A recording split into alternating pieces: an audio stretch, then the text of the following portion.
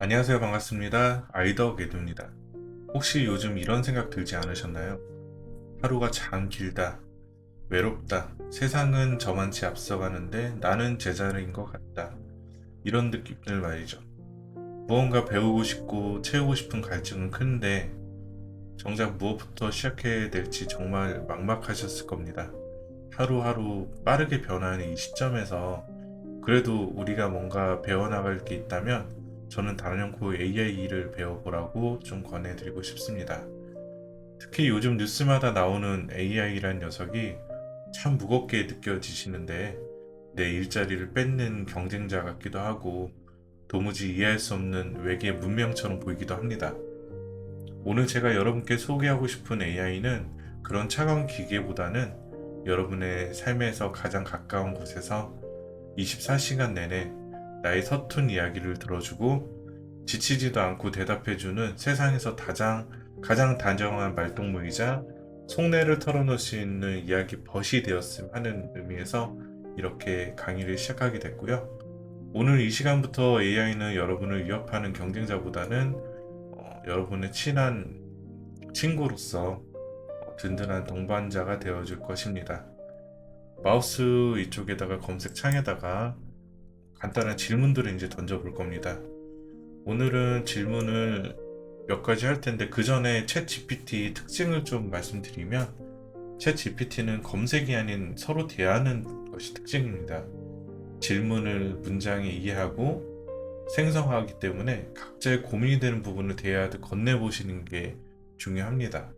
그래서 질문이 무엇보다 다른 것보다 좀 중요하다. 이 부분을 좀 말씀드리고 싶고요. 오늘은 우선 세 가지 주제로 직접 대화를 해볼 거예요. 하나씩 따라해 보겠습니다. 첫 번째는 건강과 일상 이야기 예시로 들어볼 거고, 두 번째는 자녀, 가족 고민에 대한 부분, 세 번째는 취미 생활에 대한 부분, 이렇게 나눠질 텐데요. 여기는 예시대로 똑같이 할 필요는 없습니다. 본인이 처한 상황이나 내용에 따라서 좀 바꾸시면 되니까 이거는 간단한 예시라고 보시면 됩니다. 우선 건강과 일상 이야기 해보겠습니다. 여기 안녕 친구야 라고 한번 문장 건네보면서 자신이 어떤 상황이 좀 알려줘야지만 이 친구도 뭐 답을 주겠죠? 나는 60대 후반 여성인데 자고 일어나면 어깨도 쑤시고 어깨가 많이 아프신가 보네요. 한마디가 뻣뻣해서 걱정이야. 무리하지 않고 집에서 할 수 있는 스트레칭이나 건강관리법 알려줘. 챗GPT가 이제 정성스럽게 답변을 할 겁니다. 아침에 일어나서 바로 하는 5분 루틴, 뭐 손가락 체조, 어깨 풀기, 스트레칭, 그리고 벽 짚고 가슴 열기, 평소 관리법 따뜻하게 유지하는 것, 음식 섭취에 대한 것, 가벼운 걷기 이런 것들에 대한 권유를 하는데요. 그렇다면은 이 중에서 뭐 벽 짚고 가슴 열기 이 부분에 대해서 좀 더 구체적으로 알고 싶다 하면은 한 번 더 물어보면 됩니다. 벽 짚고 가슴 열기 관심이 있어. 내가 할 수 있도록 구체적인 방법을 알려줘. 해서 검색을 합니다. 그럼 또 대답하죠? 첫 번째, 준비 자세에 벽 옆에 쓴 다음에 스트레칭을 할 쪽을 팔을 어깨 높이 정도 들어서 손바닥을 벽에 기댄다. 팔을 너무 높이 들지 말라네요. 그리고 몸을 돌리고 유지한다. 근데 단계 1단계 준비 자세를 좀 모르겠다 하면은 이것도 또 질문해 봅니다. 두 번째 주제는 가족 고민에 대한 걸 한번 질문을 해볼게요. 요즘 따님이 회사에서 일이 힘든지 전화 목소리가 좀 안 좋다. 그래서 걱정이 돼서 엄마로서 뭔가 해주고 싶은데 응원 메시지가 생각이 나지 않는다. 이런 상황을 한번 연출해 보겠습니다. 그럼 여기다가 질문 한번 해볼게요. 딸이 요즘 회사 일이 힘든지 목소리가 안 좋아. 엄마로서 부담 주지 않으면서 따뜻하게 문자 대신 써줘. 이런 식으로 한번 해보겠습니다. 그럼 뭔가 이렇게 문장 조합을 좀 하려고 지금 작업을 하고 있고요. 우리 딸 요즘 많이 힘들지. 목소리 들으니 엄마 마음이 쓰이네. 그래도 잘 버티는 것만으로도 엄마는 참 대견해.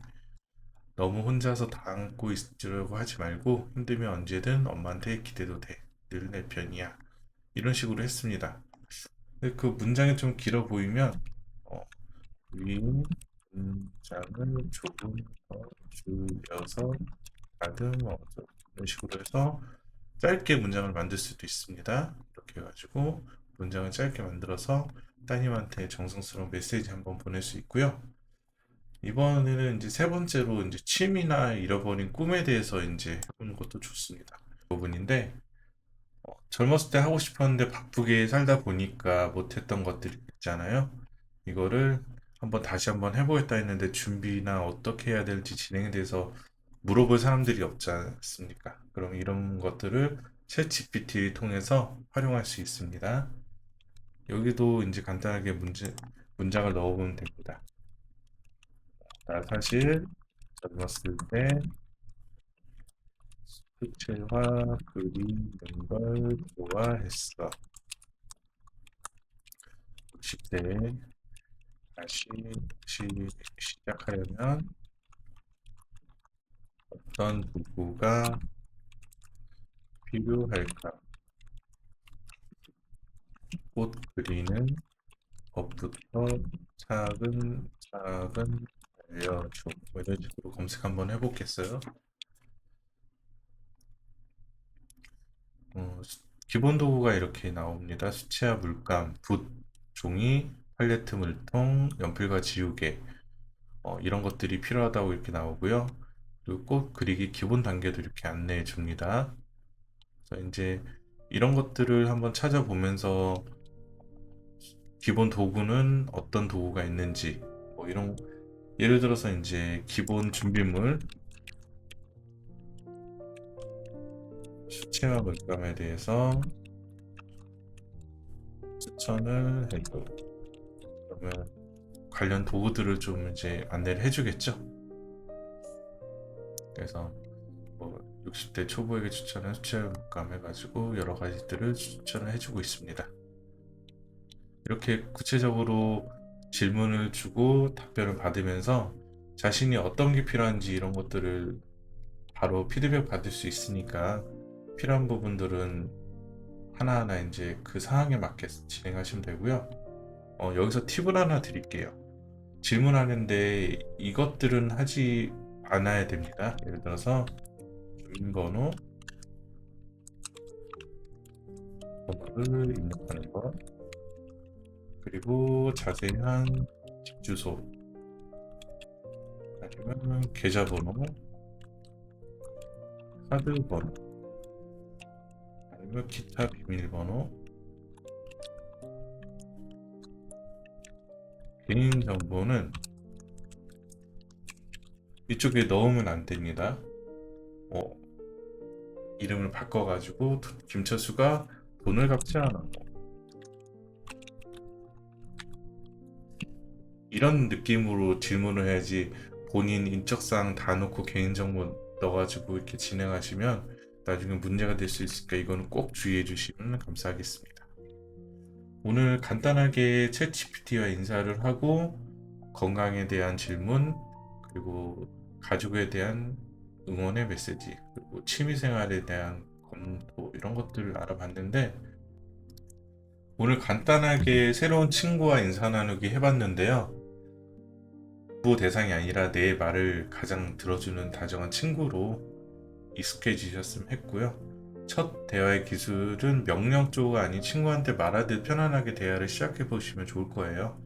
그러면 점점 서로에 대해서 이제 신뢰감도 생기고 어려운 부분도 물어볼 수 있으니까 그 부분들 차근차근 재미롭게 한번 진행해 보시면 어떨까 합니다.